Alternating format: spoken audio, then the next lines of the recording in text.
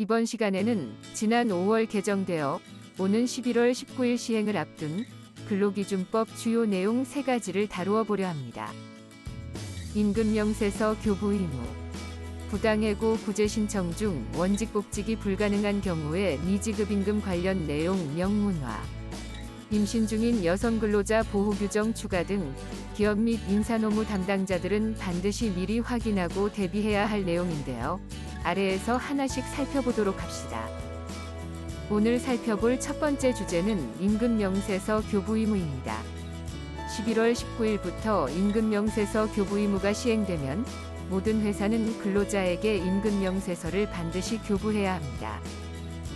사실 이미 많은 회사에서는 근로자에게 임금을 지급할 때 이메일이나 종이로 임금명세서를 지급하고 있는데요.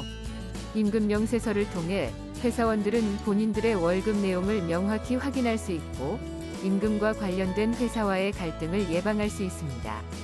혹시 회사에서 실수로 월급을 잘못 지급했다고 하더라도 회사에 신속하게 얘기하여 해결할 수 있겠죠?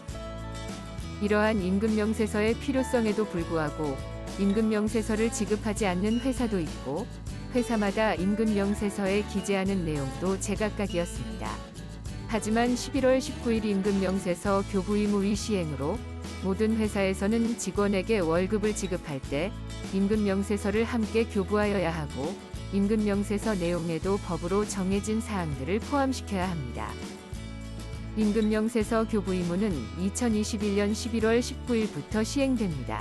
기업에서는 11월 19일 이후 임금을 지급하는 경우 직원들에게 반드시 임금명세서를 교부해야 합니다. 일반적으로 근로기준법은 상시 근로자 수가 5명 이상인지 여부에 따라 적용을 달리하는 내용이 많습니다. 그러나 임금명세서 교부 의무의 경우 상시 근로자 수 5명 미만인 회사에도 적용되므로 모든 회사에 적용되는 규정입니다. 임금명세서 교부 의무는 임금명세서를 단순히 교부하는 것뿐만 아니라 어떤 내용을 포함하는지도 중요합니다.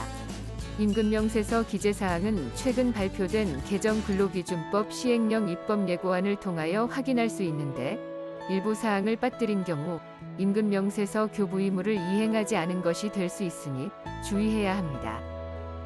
임금명세서 기재사항으로는 지급받는 직원을 특정할 수 있는 성명, 생년월일, 사원번호 등의 근로자 특정 정보, 임금액이 얼마인지 확인할 수 있도록 임금총액 및 기본급, 각종 수당, 상여금 등 임금의 항목별 금액, 임금의 각 항목별 금액이 정확하게 계산됐는지 알 수 있도록 임금의 각 항목별 계산 방법 등 임금 총액을 계산하는 데 필요한 사항, 근로일수, 총 근로시간수, 연장 야간 휴일 근로 시간수 등 임금 계산 기초사항, 4대 보험료, 근로소득세 등 임금 공제사항 내역을 알 수 있는 공제 항목별 금액과 총액.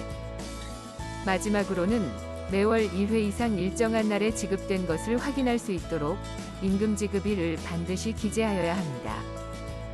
만약 임금명세서를 교부하지 않거나 기재사항의 일부를 기재하지 않거나 사실과 다르게 기재한 경우에는 500만 원 이하의 과태료가 부과될 수 있습니다. 임금명세서 교부 의무 적용이 제외되는 경우도 있습니다. 먼저 30일 미만인 일용근로자의 경우 주민등록번호, 임금 및 가족수당의 계산기초가 되는 사항은 기재하지 않아도 되고 4인 이하 및 근로시간 적용 제외자의 경우 근로시간수, 연장 야간 휴일 근로시간수를 기재하지 않아도 됩니다. 지금까지 11월 19일부터 모든 회사에 적용되는 임금명세서 교부 의무에 대한 내용을 살펴보았습니다. 이번 내용은 조금 까다로울 수 있겠네요. 천천히 살펴보도록 하겠습니다. 먼저 회사가 근로자를 해고했다고 가정해 볼까요? 해고를 당한 근로자는 자신의 해고가 부당했다고 생각한다면 지방노동위원회에 부당해고 구제 신청을 할 수 있습니다. 부당해고 등 구제 신청은 해고 후 3개월 이내에 할 수 있고 그 후 지방노동위원회의 결정까지 대략 3에서 6개월 정도의 시간이 소요됩니다. 신청 기간까지 고려한다면 6개월 정도의 시간이 소요된다고 볼 수 있어요. 노동위원회에서 부당해고라고 결정한다면 회사가 불복하지 않은 이상 근로자를 원직복직시켜야 하며 부당해고 기간 동안 지급하지 않은 임금을 지급하여야 합니다. 그런데 만약 지방노동위원회에서 부당해고를 다투는 기간 중에 근로자의 정년이 도래하거나 근로계약 기간이 종료되는 경우라면 지방노동위원회에서는 어떠한 결정을 내려야 할까요?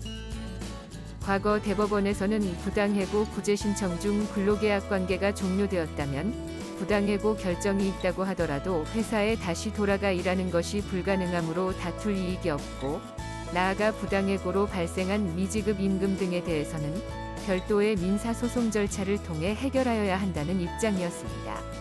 이러한 대법원의 입장을 고려하여 노동위원회에서도 각하 결정을 하는 것이 대부분이었습니다. 하지만 작년 2월 대법원 전원합의체 판결에서는 입장에 큰 변화가 있었습니다.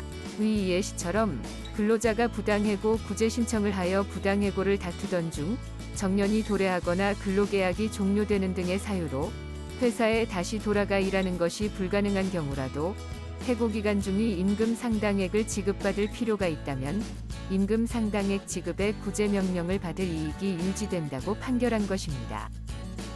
위 전원합의체 판결 이후 노동위원회에서는 부당해고 등 구제 신청을 통해 부당해고 여부를 다투던 중 근로계약이 종료된다고 하더라도 미지급 임금 부분에 대하여는 다툴 이익이 있는 것으로 처리하고 있습니다. 이러한 현실을 반영하여 이번 근로기준법 개정을 통해 이 내용을 명문화한 것이지요. 이번 법 개정을 통하여 근로자는 지방노동위원회에서 부당해고 등을 다투던 중 근로계약이 종료된다고 하더라도 부당해고 등으로 미지급된 임금 등은 별도의 민사소송 절차를 활용하지 않더라도 받을 수 있게 되었습니다. 마지막으로 알아볼 내용은 임신 중인 여성 근로자의 보호와 관련하여 추가된 내용입니다. 기존 근로기준법에서는 임신 후 12주 이내 또는 36주 이후에 있는 여성 근로자는 일일 2시간의 근로시간 단축을 신청할 수 있었는데, 이번 법 개정을 통해 임신 중인 여성 근로자는 일일 소정 근로시간은 유지하면서 업무의 시작 및 종료 시각의 변경을 신청할 수 있게 되었습니다. 임신 중인 근로자가 업무 시각 변경 신청을 할 때에는 업무 시각 변경 개시 예정일 3일 전까지 임신기간, 업무 시각 변경의 개시 및 종료 예정일, 업무 시작 및 종료 시간 등을 적은 신청서와 의사의 진단서를 첨부하여 회사에 제출하면 됩니다. 만약 회사에서 정당한 거부 사유가 없음에도 임신 중인 근로자의 업무 시각 변경 신청을 거부한 경우에는 500만 원의 과태료가 부과될 수 있기 때문에 회사에서는 미리 확인할 필요가 있습니다. 이번 글에서는 오는 11월 19일 시행 예정인 개정 근로기준법의 주요 내용 3가지를 살펴보았습니다. 내용을 숙지하셔서 시행 후 혼란을 최소화할 수 있는 기회가 되었으면 좋겠습니다. 감사합니다.